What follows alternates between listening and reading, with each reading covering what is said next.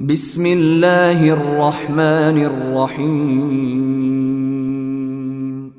ہزاروں سال نرگس اپنی بے نوری پہ روتی ہے، بڑی مشکل سے ہوتا ہے چمن میں دیدہ ور پیدا۔ مولانا عبدالحمید رحمانی رحمہ اللہ عالمی پیمانے پر شہرت یافتہ ایک عظیم اسکالر اور ممتاز و معتبر عالم دین تھے۔ ایک اچھے اور لائق مربی و منتظم کے ساتھ ساتھ آپ ایک ماہر تعلیم بھی تھے۔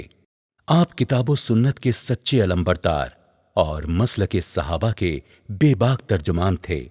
میدان خطابت کے ایک ایسے عظیم شہسوار اور داعی و مقرر تھے کہ جس موضوع پر بھی خطاب فرماتے اپنے اچھوتے انداز خطابت سے نہایت جامع، مدلل اور مؤثر گفتگو کرتے ہوئے اس کا حق ادا کر دیتے۔ کسی بھی اہم اور حساس موضوع پر برملا خطاب ان کا طغرائے امتیاز تھا۔ خصوصاً تاریخ اہل حدیث پر انہیں کافی عبور و ملکہ حاصل تھا۔ انہی خوبیوں اور محاسن کی بنا پر ہند و بیرون ہند کے علمی، ادبی اور ملی و سماجی حلقوں میں کافی معروف و مقبول تھے۔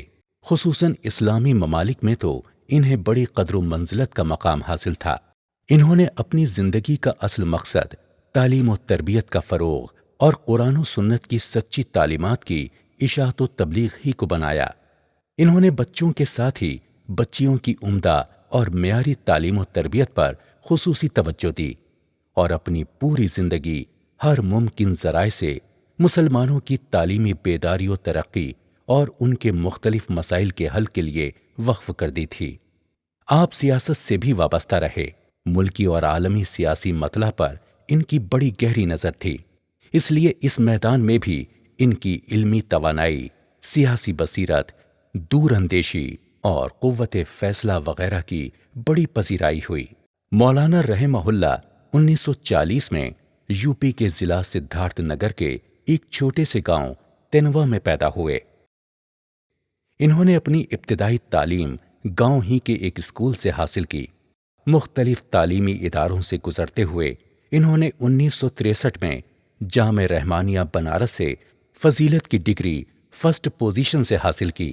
اس کے بعد آپ نے وہیں پر 1970 میں جامعہ اسلامیہ مدینہ منورہ سعودی عرب سے اپنی تعلیم فرسٹ ڈویژن سے مکمل کی اور 6 سال تک مختلف اہم تعلیمی اداروں میں عربی زبان و ادب اور اسلامی علوم و فنون کے درس و تدریس کے فرائض انجام دیے۔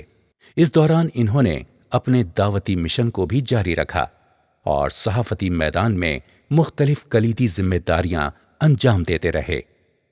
خصوصاً ملی اور سماجی مسائل پر کئی اہم جامع اور وقی مضامین و مقالات لکھے جنہیں عالمی سطح پر بڑی شہرت حاصل ہوئی۔ انہوں نے مختلف موضوعات پر علمی اور تحقیقی کام بھی کیے جن کی علمی حلقوں میں بڑی پذیرائی ہوئی۔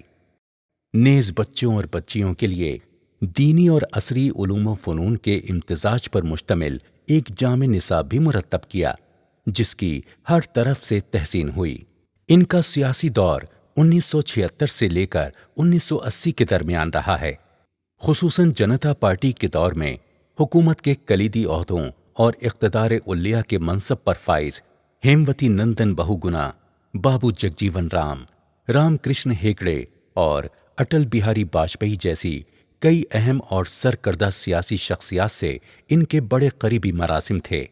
مولانا رحمہ اللہ کئی دینی، علمی، ملی اور سماجی تنظیموں کی رکنیت اور ان کے کلیدی عہدوں پر فائز ہونے کے ساتھ ہی کل ہند علی گڑھ مسلم یونیورسٹی ایکشن کمیٹی، دینی تعلیمی کونسل اتر پردیش، مرکزی ایڈوائزری حج کمیٹی حکومت ہند، مائنورٹی کمیٹی حکومت ہند کے رکن اور مسلم مجلس مشاورت ہند کے معاون سیکریٹری، نیز ایجوکیشنل ڈیولپمنٹ آرگنائزیشن نئی دہلی کی مجلس عاملہ کے اہم رکن رہے اور ان کی عظیم خدمات کو ملی اور قومی سطح پر سراہا گیا اور تعلیمی و ملی خدمات کے میدان میں ان کے عظیم کارناموں کے اعتراف میں مختلف تنظیموں کی جانب سے انہیں ایوارڈ اور اعزازی اسناد سے سرفراز کیا گیا۔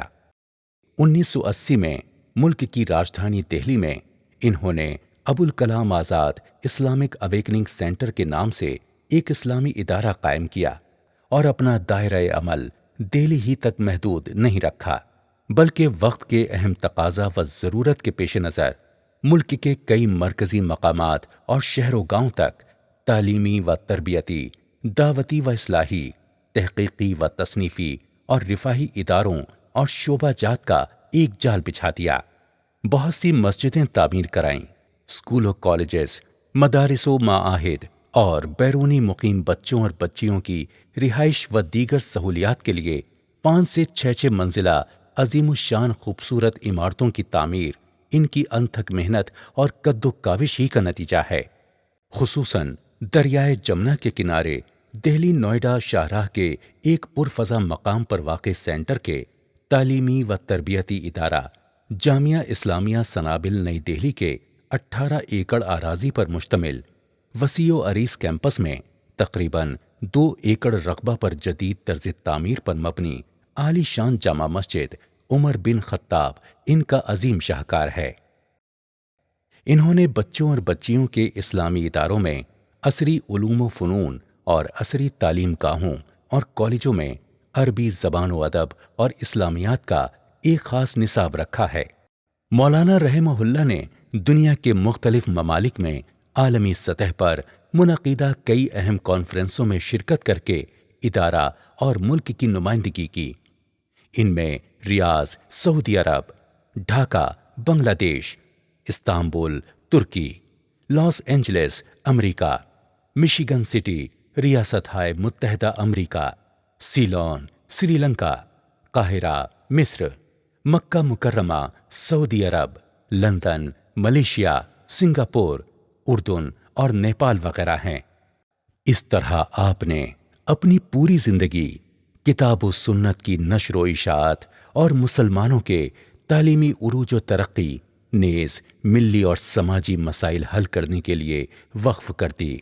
آخر وقت موعود آ پہنچا اور اسلام کا وہ سچا نقیب و علمبردار، مسلک کتاب و سنت کا حامل و ترجمان اور ملک و ملت کی تعمیر و ترقی میں سنجیدہ اور مثبت ذہن و فکر اور حد درجہ تڑپ رکھنے والا بے باک مرد مجاہد نظام قدرت کے تحت بتاریخ 20 اگست 2013 بروز منگل بوقت صبح 6:30 بجے اپنے لاکھوں عقیدت مندوں اور متعلقین کو سوگوار چھوڑ کر اس دار فانی سے حیات بقا کو کوچ کر گیا۔